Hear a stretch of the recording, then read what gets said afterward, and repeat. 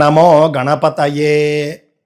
మన భారతీయ సమాజంలో కావచ్చు, ప్రపంచంలో కావచ్చు, సినిమాల ప్రభావము జనుల మీద ఏ విధంగా ఉంటుంది అనేది మనందరికీ తెలిసిందే. సినిమాలో పెద్ద ధృవతారగా ఉన్నటువంటి వ్యక్తి లేదా ఒక మహాశక్తి వాళ్ళు రాజకీయాల్లోకి వస్తే నేరుగా ముఖ్యమంత్రులు అయినటువంటి సందర్భాలు కూడా మన దేశంలో ఉన్నాయి. దానికి కారణం ఏమిటి? సినిమాల్లో వాళ్ళు సుప్రసిద్ధులు కావడం వల్ల. సినిమాల్లో అంటే వాళ్ళు తీసినటువంటి సినిమాలు చూసి వాళ్ళు నటించినటువంటి సినిమాల్లో వాళ్ళ యొక్క వ్యక్తిత్వం చాలా అద్భుతంగా కనిపిస్తూ ఉంటుంది. వాళ్ళు సినిమాల్లో ముఖ్యమంత్రులుగాను, ఇతర రాజకీయ నాయకులుగాను, అధికారులుగాను ప్రజల జీవితాలను మార్చేటటువంటి ఒక పరిస్థితిలో కనిపిస్తారు. దాంతో వాళ్ళు రాజకీయాల్లోకి రాగానే జనం భారీగా ఓట్లేసి గెలిపిస్తారు. ఇది మనందరికీ తెలిసిందే. మనం చూసుకుంటే తమిళనాడులో ఎంజీఆర్ గారితో మొదలుపెట్టి ఆంధ్రప్రదేశ్లో ఎన్టీఆర్ గారు కావచ్చు, మొదలైనటువంటి వాళ్ళంతా కూడా మన దేశంలో సినిమాల నుండి రాజకీయాల్లోకి వచ్చిన వాళ్ళు. దృష్టిలో పెట్టుకోండి. ఎందుకు ఈ మాట చెబుతున్నాను అని అంటే, నేను మొదటి నుండి సినిమాల గురించి మాట్లాడడానికి కారణం ఇదే. సమాజంలో సినిమాల ప్రభావం తీవ్రంగా ఉంటుంది. సమాజం పైన సినిమాల ప్రభావం తీవ్రంగా ఉంటుంది. మీడియా ప్రభావం గట్టిగా ఉంటుంది. కావున మంచి సినిమాలు వచ్చినప్పుడు ఇది మంచిది చూడండి, మన ధర్మానికో మన దేశానికో ఉపయోగపడుతుంది అని చెబుతాం. ఏదైనా చెడు చూపించినటువంటి సినిమాలు ఉంటే కనుక ఇందులో చాలా చెడ్డ విషయాలు చూపించారు అని మనం విమర్శిస్తాం. ఎందుకనంటే మనం చూడమనకపోయినా కూడా జనం సినిమాలకు మాత్రం వెళుతూ ఉంటారు. శనాదివారాలు వచ్చాయి అంటే కనుక భారీగా సినిమాలకు తరలి వెళుతూ ఉంటారు. సినిమాల్లో చూపించిన అంశాలు జనంపై తీవ్రంగా ప్రభావాన్ని చూపిస్తాయి. ఇది కూడా మనం దృష్టిలో పెట్టుకోవాలి. కావున నేను మొదటి నుండి కూడా మీ అందరికీ తెలిసినట్టుగా మంచి సినిమా వచ్చినప్పుడు చూడండి అని చెబుతూ ఉంటాను. ఇక ప్రస్తుతానికి వచ్చేస్తే కనుక ధురంధర్ అనేటటువంటి సినిమా వచ్చిందండి. ధురంధర్ 2వ భాగం ఇది. చాలా అద్భుతంగా ఉంది. నేను నిన్ననే చూసి దేశభక్తికి సంబంధించినటువంటి సినిమా అండి. ఎప్పటికీ కూడా సైన్యంలో ఉన్నవాళ్ళు కావచ్చు, లేదా ధురంధర్లో చూపించినట్టు సైన్యంలో చేరాలి అనేటటువంటి ఆ యొక్క సంపూర్ణమైనటువంటి శ్రద్ధ ఉన్నప్పటికీ అది సాధ్యపడక వేరే రకంగా దేశం గురించి సేవ చేస్తాడు ఈ సినిమాలో చూపించేటటువంటి కథానాయకుడు. వాళ్ళ జీవితాలు ఎంత కష్టంగా ఉంటాయి, కష్టతరంగా ఉంటాయి. పొరపాటున కనుక వాళ్ళు దొరికిపోతే వాళ్ళ జీవితాలు ఏమైపోతాయి, వాళ్ళు పడే చిత్రహింసలు, ఇవన్నీ కూడా ఈ సినిమాలో చూపించారండి. మనం చాలా సినిమాల్లో చూసాం, కానీ ఇప్పుడు మళ్ళీ చూస్తూ ఉన్నాం. చాలా దారుణంగా ఉంటుంది. వాళ్ళు ఎక్కడైనా చిన్న పొరపాటు చేసి దొరికిపోయారు అంటే అంతే సంగతులు, కథ సమాప్తం. ఆ విధంగా వాళ్ళు జీవితాలను పణంగా పెట్టి దేశం కోసం సేవ చేస్తారు. కావున వాళ్ళు అక్కడంతా కూడా లక్షలాదిగా పనులు చేస్తూ ఉన్నారు కాబట్టి మనం ఇక్కడ సుఖంగా ఉన్నాము. సరిహద్దు వద్ద సైన్యం పహారా కాస్తోంది కాబట్టి అక్కడ సియాచిన్ అవన్నీ మనం చూస్తే కనుక, కార్గిల్లో అవన్నీ చూస్తే వాళ్ళు పాపం అక్కడ ఎలాంటి పరిస్థితుల్లో మన గురించి వాళ్ళు అక్కడ దేశ సేవ చేస్తారండి. అసలు వాళ్ళు ఏదైనా ఒక మంట పెట్టుకుని టీ కాచుకునేటటువంటి అవకాశం ఉంటుందా? -10, 20, 30, 40 డిగ్రీల్లో ఎలా ఉంటారు అక్కడ వాళ్ళు? చాలా ఆశ్చర్యం వేస్తుంది. అన్నింటికంటే కూడా మించినటువంటి సేవ దేశ సేవ అని అనిపిస్తూ ఉంటుందండి. అందుకే మన శాస్త్రాల్లో కూడా, పురాణాల్లో కూడా విజయమో వీరస్వర్గమో అనే మాట మనకు వచ్చింది. దేశం కోసం పోరాడుతూ కనుక యుద్ధంలో మరణిస్తే వీరస్వర్గం వచ్చేస్తుంది అని చెప్పినవి వేదాలు. మొట్టమొదట వేదాల కంటే ముందు ఎవరూ చెప్పలేదు. వేదంలో చెప్పిన విషయమే రకరకాలుగా ఇతర మతాల్లోనూ ఇతర దేశాల్లోనూ కూడా వ్యాపించింది. దేశం కోసం సైనికుడుగా పోరాడి ఆ పోరాటంలో భాగంగా శత్రువు చేతిలో మరణిస్తే వీరస్వర్గం వస్తుంది అని చెప్పినటువంటి ఏకైక ధర్మం సనాతన ధర్మం. ఆ విధమైనటువంటి ఒక ధార్మిక నిష్ఠ మన సైనికుల్లో కూడా కలగడానికి మన సనాతన ధర్మం కారణం. ఇలాగా దేశం గురించి అంత గొప్పగా వాళ్ళు పోరాడుతూ ఉంటారండి. ఆ పోరాటంలో వాళ్ళు అసువులు బాసినా కూడా వాళ్ళకు వీరస్వర్గం ఖాయం. ఎందుకంటే వేదం చెప్పింది కాబట్టి. వేదం కూడా ఆ యొక్క దేశ సేవను అద్భుతంగా కొనియాడుతుంది. అలాంటి దేశ సేవ వాళ్ళు చేస్తూ ఉంటారు. దేశ సేవకు మించినటువంటి సేవ ఇంకొకటి ఉండదు అని నా అభిప్రాయం అండి. వాళ్ళకి మనం చేతులెత్తి మొక్కాలి.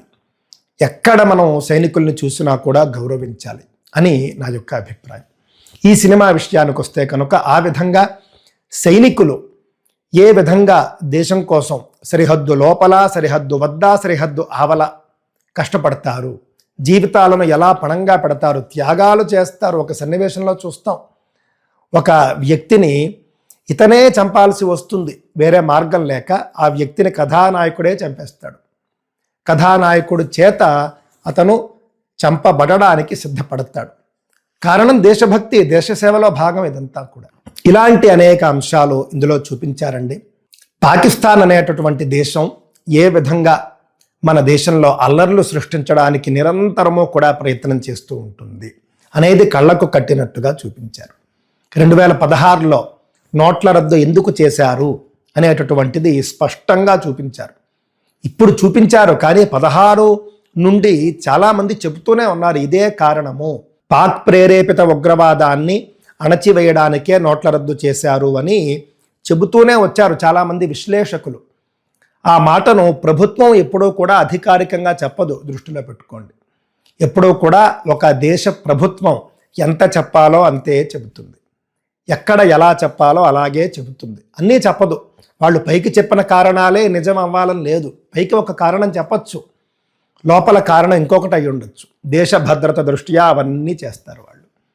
ఆ విధంగా నోట్ల రద్దు ఫలానా కారణంతో చేశాము అని చెప్పినప్పటికీ కూడా అప్పుడు మోదీ గారు అసలు సిసలైనటువంటి కారణం ఏమిటి అని ఈ సినిమాలో చూపించారండి. నాకు అనిపిస్తూ ఉంటుందండి, భారతదేశం అంటే మోదీ గారి ముందు, మోదీ గారి తరువాత. ఆయన కారణ జన్ముడు, సాదాసీదా వ్యక్తి కాదు. అధికారం కోసం రాలేదు, అధికారాన్ని అనుభవించడానికి రాలేదు, ఖచ్చితంగా దేశసేవ చేయడానికే వచ్చారు. దేశసేవ చేస్తూ ఉన్నారు. రాష్ట్రీయ స్వయం సేవక్ సంఘ్ నుండి మొదలైనటువంటి వారి ప్రస్థానం ఖచ్చితంగా దేశం కోసమే ఉంటుంది, అందులో సందేహమే లేదు. పడని వాళ్ళు అంటే అంటారు కాక, ఒకసారి మీరు ఆలోచించండి, 2014కు ముందు పాకిస్తాన్ను ఏ విధంగా చూసేవాళ్ళం మనం. భారతదేశంతో సమానమైనటువంటి సూపర్ పవర్ అనేటటువంటి అభిప్రాయం ఉండేది మన వాళ్ళకి. అంత సీన్ లేదు. పాకిస్తాన్ అనేటటువంటిది ఒక చిన్న దేశము, బలహీన దేశము. భారతదేశమే వాళ్లను పెద్దవాళ్లుగా చూపిస్తూ ఉన్నది. ఆ దేశాన్ని ఏదో శక్తివంతమైనటువంటి దేశంగా భారతదేశమే చూపిస్తూ ఉన్నది అని చెప్పేసి తరువాత నాకు అనిపించిందండి. పాకిస్తాన్ అనేటటువంటి దేశాన్ని ఎలా తొక్కాలి, ఏ విధంగా పాకిస్తాన్ అనేటటువంటి దేశాన్ని నియంత్రించాలి అంటే మన దేశం జోలికి వస్తోంది కాబట్టి. ఇదే సినిమాలో కథానాయకుడు అంటాడు, నా దేశాన్ని రక్షించుకోవడం నా కర్తవ్యం, అంతేకాని నీ దేశాన్ని నాశనం చేయడం నా ఉద్దేశం కాదంటాడు. అది వాస్తవం. భారతదేశం ఎప్పుడూ కూడా ఒక దేశాన్ని నాశనం చెయ్యదు. కానీ పాకిస్తాన్ ఎల్లప్పుడూ కూడా మన దేశం నాశనం అవ్వాలని కోరుకుంటే కనుక మరి నియంత్రించవలసినటువంటి అవసరం ఉన్నది కదా. మోదీ గారు వచ్చిన తరువాత ఈ పనిలో చాలా గట్టిగా ఉన్నారు. ఈ యొక్క కర్తవ్యం చాలా గొప్పగా నిర్వర్తిస్తూ ఉన్నారు. మన దేశం లోపల ఎన్ని ఉగ్రవాద దాడులకు పాకిస్తాన్ ప్రయత్నం చేస్తూ ఉంటుంది, ఏ విధంగా మన దేశాన్ని అస్థిరపరచాలని కుట్రలు పన్నుతూ ఉంటుంది, అవన్నీ కూడా ఇందులో చూపిస్తారండి. నాకు బాగా గుర్తు, 3 సంవత్సరాలకు పూర్వం 2023లో అతీఫ్ అహ్మదో ఉన్నాడు ఉత్తరప్రదేశ్లో. అతను జైలు నుంచి బయటకు వచ్చి రాగానే ప్రెస్ కాన్ఫరెన్స్లో మాట్లాడుతూ ఉంటాడు. గుర్తు తెలియని వ్యక్తులు వచ్చి హత్య చేశారు. నాకు ఆ వార్త నేటికీ గుర్తు. అది ఎందుకు చేశారు అని ఈ సినిమాలో చూపించారు. నోట్ల రద్దు ఎందుకు చేశారో చూపించారు. ఇతర అనేక అంశాలు మనకు పైకి చాలా విషయాలు తెలియవండి. అలాంటి విషయాలు చాలా మటుకు ఇందులో చూపించారు. ఇదేదో ఇస్లాంకి విరుద్ధంగా ఉంది, ముస్లింలకు విరుద్ధంగా ఉంది అని కొంతమంది అంటే అనవచ్చు కాక, కానీ పాకిస్తాన్ వంటి శత్రు దేశం ఉపయోగించుకుంటూ ఉన్నది మతాన్ని.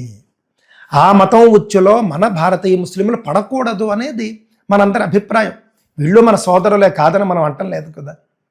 కాకపోతే పాకిస్తాన్ మాత్రం మతాన్ని వాడుకుంటోంది కదా మన దేశాన్ని నాశనం చేయడానికి. అలాంటి పాకిస్తాన్ని మన దేశంలో ఉన్నటువంటి ముస్లింలు కూడా వ్యతిరేకించాలి కదా. ఇవన్నీ కూడా మనం పలు విధాలుగా ఆలోచించవలసి వస్తుందండి. దేశం గురించి సేవ చేసినటువంటి ముస్లింలు ఉన్నారు. వాళ్ళని ఎప్పుడూ మన దేశం గుర్తించింది, గౌరవించింది, పూజించింది. మహాత్ములైనటువంటి భారతరత్న, భారత రాష్ట్రపతి అబ్దుల్ కలాం గారిని మనం ఏ విధంగా గౌరవించుకున్నాం, అదేవిధంగా నాద విద్వాంసులు ఆయన బిస్మిల్లా ఖాన్ గారు, ఎంత గౌరవం ఆయన అంటే మన హిందువులకు. కావున మన దేశంలో ఉంటూ మన దేశాన్ని చక్కగా గౌరవించుకుంటూ దేశభక్తి కలిగి ఉండి ఇతర మతాలన్నింటినీ కూడా గౌరవిస్తూ మనలాగా గౌరవిస్తూ ఉండేటటువంటి ప్రతి ముస్లిము కూడా మనవాడే. వాళ్ళని మనం హక్కున చేర్చుకుంటాం, మనవాళ్ళుగా మనం గౌరవిస్తాం. అంతేకాని ఒక మతానికి ఈ సినిమా వ్యతిరేకం కాదు, మనం కూడా ఏ మతానికి వ్యతిరేకం కాదు. ఇలాంటి సినిమాలు మీ పిల్లలకు చూపించండి, ఇలాంటి సినిమాలు మీరు చూడండి, ఇలాంటి సినిమాలు మరిన్ని రావాలి. ఆదిత్యధర్ అనేటటువంటి దర్శకుడు ఎంత అద్భుతమైనటువంటి వ్యక్తి. ఉరి అనేటటువంటి ఆ యొక్క సినిమాతో మొదలుపెట్టి ఎంత దేశభక్తి సినిమాలు తీస్తూ ఉన్నాడు. వాస్తవాలు చూపిస్తున్నాడు. 80% వాస్తవాలు దృష్టిలో పెట్టుకోండి. 20% ఏదో సినిమాటిక్ లిబర్టీ అంటారు. 20% అవి తీసుకుంటే తీసుకుంటాడు గాక, 80% మాత్రం వాస్తవాలు. సత్యాల చుట్టూ కథ అల్లుకుంటాడు తప్ప అసత్యాలనే కథలుగా మార్చడు. 2014కు ముందు వచ్చినటువంటి సినిమాలు ఒకసారి చూడండి. ఏ సినిమాలో దేశభక్తిని చూపించేవారో చాలా తక్కువ. పీకే అనేటటువంటి సినిమాని నేను మర్చిపోలేకపోతూ ఉన్నాను. అంతటి అవసరం ఏమొచ్చింది అమీర్ ఖాన్కి? ఈ విధంగా మనం చూసుకుంటే కనుక 14కు ముందు ఇలాంటి సినిమాలు రాలేదండి. పాకిస్తాన్ అనేటటువంటి దేశం ఎంత దౌర్భాగ్య దేశము అనేటటువంటి దీంట్లో చూపించారు. అది చూపించడానికి గతంలో మన వాళ్ళు భయపడేవారు, ఎందుకనేది తెలియదు. ఆదిత్యధర్ మాత్రం ఒక గొప్ప దర్శకుడు, అద్భుతంగా చూపించాడు. జరిగినటువంటి అంశాలన్నీ కూడా దాంట్లో చూపించాడు. ఈ సినిమా చూసే ముందు కొన్ని గత 10 ఏళ్లుగా జరిగినటువంటి అంశాలు కాస్త తెలుసుకుని వెళ్ళాలి, లేకపోతే అర్థం కాదు. దృష్టిలో పెట్టుకోండి. ధురంధర్ అనేటటువంటి సినిమా ఒక గొప్ప భారతీయ దేశభక్తి సినిమా. ప్రతి దేశభక్తుడు చూడాలి, ప్రతి భారతీయుల్లోనూ దేశభక్తి ఉండాలి. చిట్ట చివరగా నేను చెప్పేది ఏమిటి అనంటే కనుక, ధురంధర్ అనేటటువంటిది సినిమా మాత్రమే కాదు, సినిమాగా చూపించినటువంటి అసలైనటువంటి ఒక చరిత్ర, జరిగినటువంటి యథార్థ గాథ. దృష్టిలో పెట్టుకోండి. ఇందాక చెప్పినట్టు 20% యథార్థ గాథ చుట్టూ కొంత అల్లిక ఉంటుంది, మరింత బాగా చూపించడం కోసం. అంతేకాని ముఖ్య అంశాలు ఏవైతే ఉన్నాయో చాప్టర్ 1, చాప్టర్ 2 అని చూపిస్తూ ఉంటారు. అవేవి కూడా వాస్తవాలు కాదు, అవన్నీ వాస్తవాలు. వాస్తవాల చుట్టూ కొంత అల్లిక ఉన్నది. తప్పక ప్రతి ఒక్కరూ చూడండి, మీ పిల్లలకు చూపించండి, వాస్తవాలు తెలియజేయండి. ఎవరు గొప్ప నాయకులో చెప్పండి పిల్లలకు. దేశం గురించి సేవ చేస్తున్నటువంటి దేశ సైనికులు, అదేవిధంగా దేశ ప్రధాని, అందరూ గొప్పవారేనండి. మనం ఖచ్చితంగా గౌరవించి తీరాలి. 2014 తరువాత మన దేశంలో వచ్చినటువంటి భారీ మార్పులు మీకు తెలుసు, నాకు తెలుసు.